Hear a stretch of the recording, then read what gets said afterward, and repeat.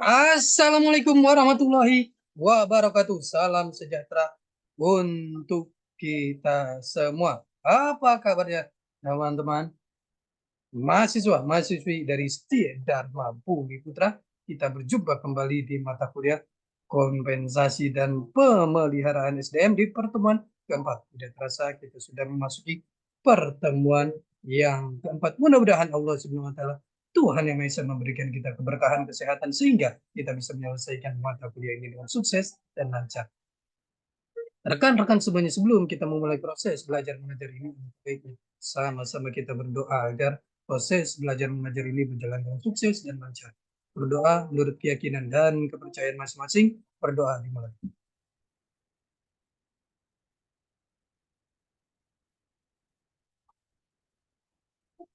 Selesai.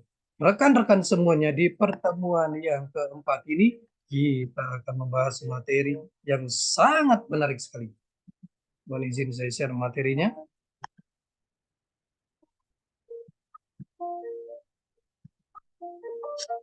Di pertemuan keempat ini kita akan membahas materi mengenai faktor-faktor yang mempengaruhi penentuan gaji dan upah.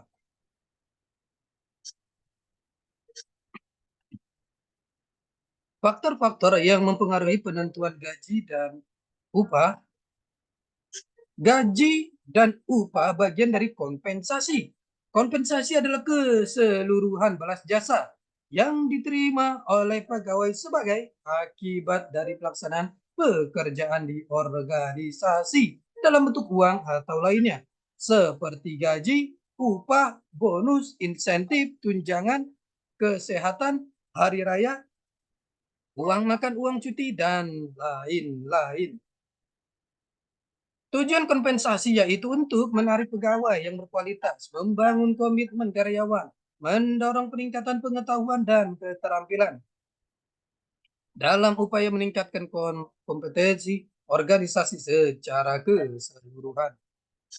Gaji dan upah. Gaji adalah balas jasa dalam bentuk uang yang diterima pegawai sebagai konsekuensi dari kedudukannya sebagai seorang pegawai yang memberikan sumbangan dalam mencapai tujuan organisasi, atau dapat dikatakan sebagai bayaran tetap yang diterima seseorang dari keanggotaannya dalam sebuah organisasi.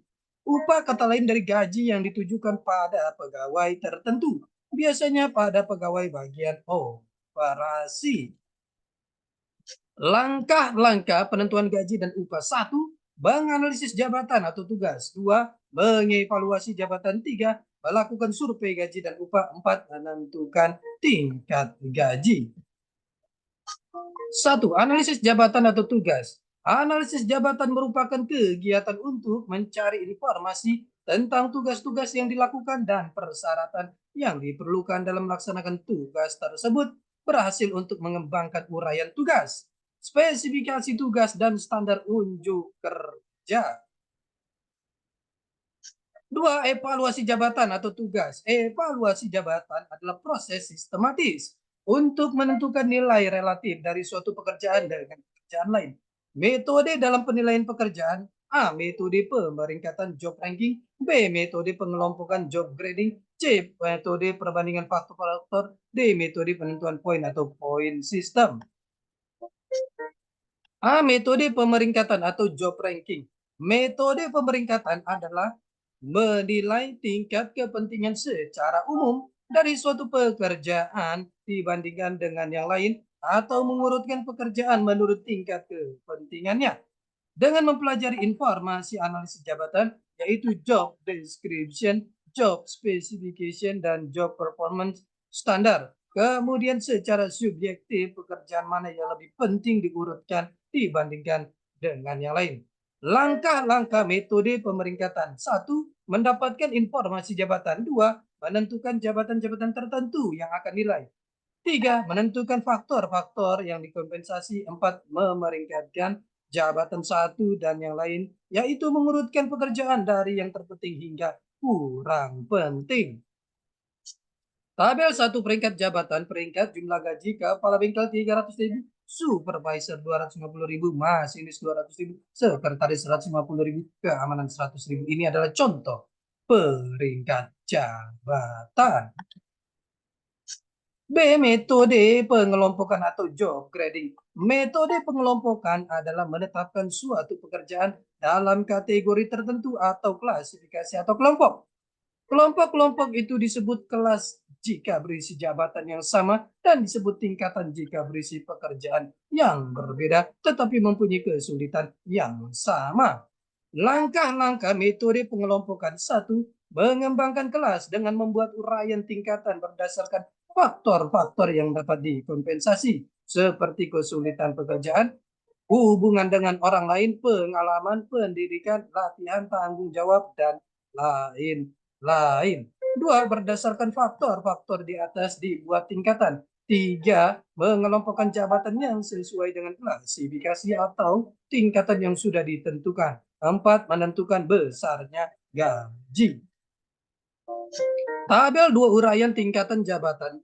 Tingkat 1 uraian pekerjaan sangat sederhana dan sangat rutin dilakukan dalam pengawasan yang sangat ketat. Tidak membutuhkan pengalaman dan pelatihan untuk melakukannya. Tidak memerlukan hubungan dengan orang lain dalam pelaksanaannya.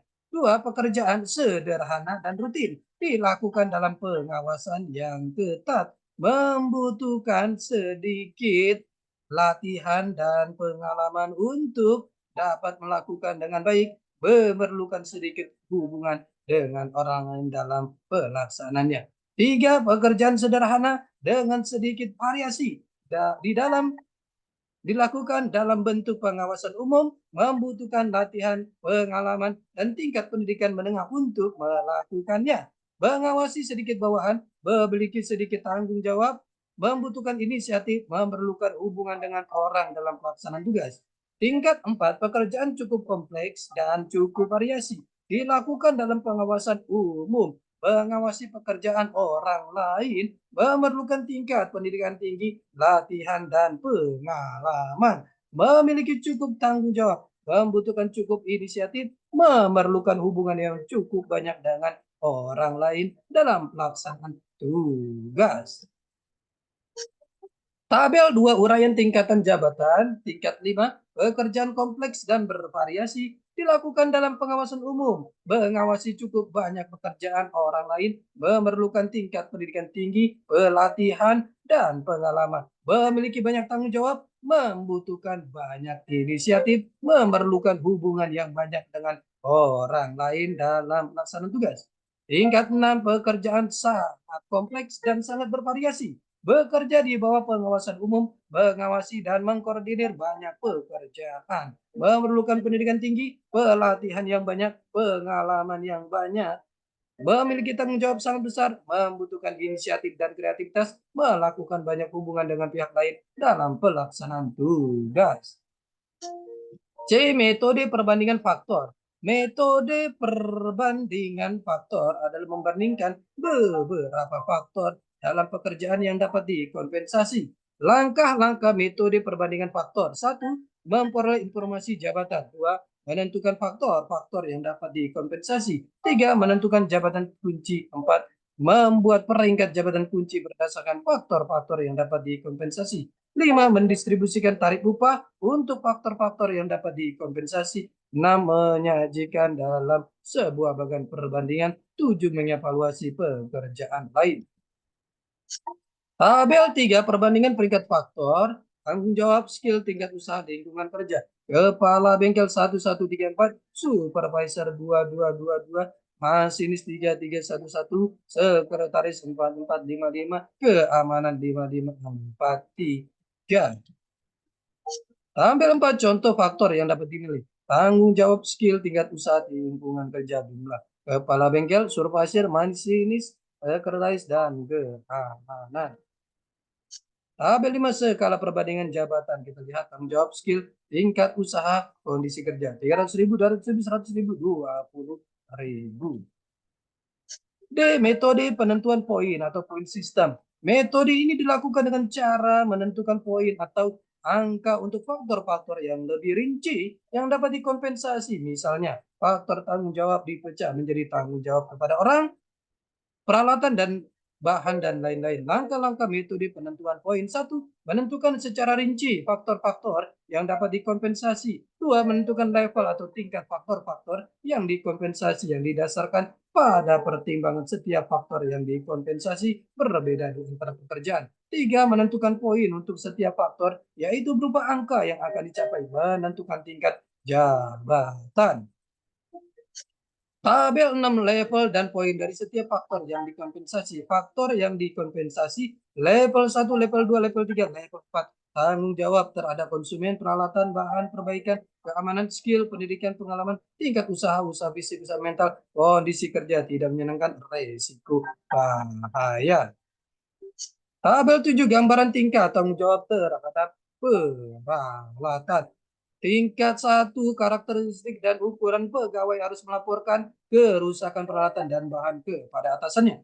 Tingkat 2 pegawai memelihara peralatan dan memesan bahan serta menjamin keamanan peralatan dan bahan. Tingkat 3 pegawai harus mencegah kerusakan peralatan dan bahan serta memperbaiki kerusakan kecil. 4 pegawai harus memperbaiki kerusakan peralatan dan bahan bila terjadi kerusakan dan memutuskan mengenai jenis dan kualitas bahan yang dibutuhkan. Tabel 8, gambaran tingkat pendidikan. Tingkat 1, karakteristik lulusan sekolah lanjutan. Tingkat 2, lulusan diploma 3. Tingkat 3, lulusan sarjana. Tingkat 4, lulusan pasca sarjana. 3. Survei gaji dan upah. Survei gaji dan upah merupakan kegiatan untuk mengetahui tingkat gaji yang berlaku secara umum dalam perusahaan-perusahaan yang mempunyai jabatan yang sejenis. Survei dilakukan dengan cara mendatangi perusahaan-perusahaan untuk mendapatkan informasi tingkat gaji yang berlaku. Membuat kuesioner secara formal. 4. Menentukan tingkat gaji. Salah satu teknik dalam menentukan tingkat gaji adalah dengan menggunakan sebuah grafik yang disebut scatter. Pada garis mendatar, grafik tersebut terdapat poin untuk jabatan-jabatan kunci dan pada garis vertikal tercantum jumlah pembayaran berdasarkan hasil survei. Gambar 1, grafik tingkatan gaji.